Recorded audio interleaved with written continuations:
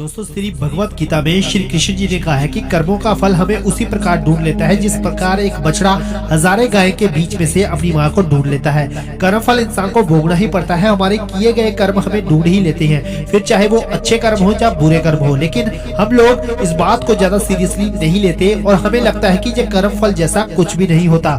हम अक्सर उन लोगों के बारे में बातें करते हैं जो दूसरों के साथ बुरा करते हैं, लेकिन फिर भी कोई उनका कुछ नहीं कर पाता। यही सोचकर हम में से ज्यादातर लोग बुरे काम करने लगते हैं। हम ये भूल जाते हैं कि कर्मों का हिसाब कभी भी तुरंत नहीं होता।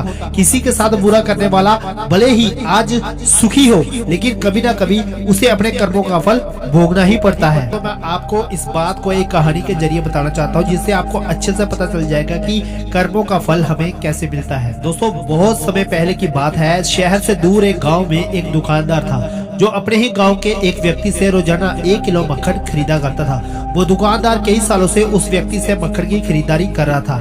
एक दिन उस दुकानदार ने सोचा कि मैं रोज इस व्यक्ति से मक्खन खरीदता हूँ, लेकिन मैंने बहुत समय से इसके मक्खन का वजन तोलकर नहीं देखा। कल चेक करूंगा और देखूंगा कि ये मुझे 1 किलो मक्खन से कम तो नहीं देता। अगले ही दिन जब वो दुकानदार को मक्खन देकर गया तो उस दुकानदार ने मक्खन का वजन किया और देखा कि मक्खन सिर्फ 900 ग्राम है। उस दुकानदार को काफी गुस्सा आ गया। वो व्यक्ति गुस्से से गाँव की पंचायत के पास गया और उसने उस व्यक्ति की शिकायत कर दी।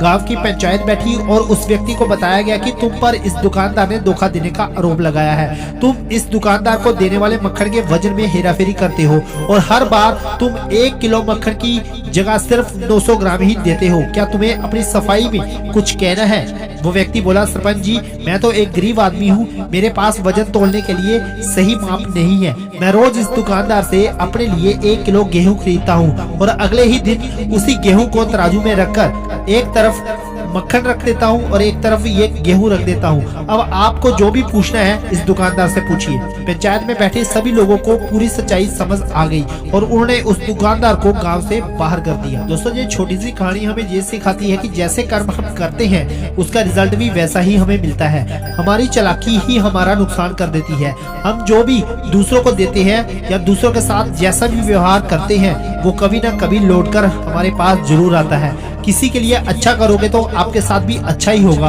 और उसी तरह किसी का बुरा करोगे, बुरा सोचोगे तो आपके साथ भी बुरा ही होगा। जैसे दुकानदार को अपनी ही चालाकी से नुकसान झेलना पड़ा, उसी तरह हमें भी अपने कर्मों की वजह से कभी कभी नुकसान झेलना पड़ता है। दूसरों के साथ बुरा करके हमें 1, 2 या 10 बार बच सकते हैं, लेकिन एक ना एक दिन उसका परिणाम हमें भुगतना ही पड़ता है। हम अपने कर्मों के फल से नहीं भाग सकते।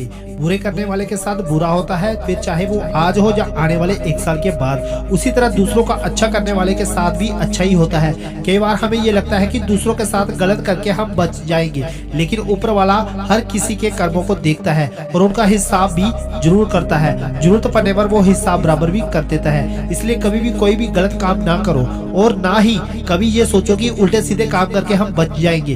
जिंदगी को बेहतर तरीके से जिए, ईमानदार बने, ज्यादा कमाने या फिर सिर्फ अपना ही फायदा देखने के चक्कर में किसी के साथ गलत कभी ना करे। हमें हमेशा याद रखना है, जो जैसा करेगा वैसा भरेगा। धन्यवाद।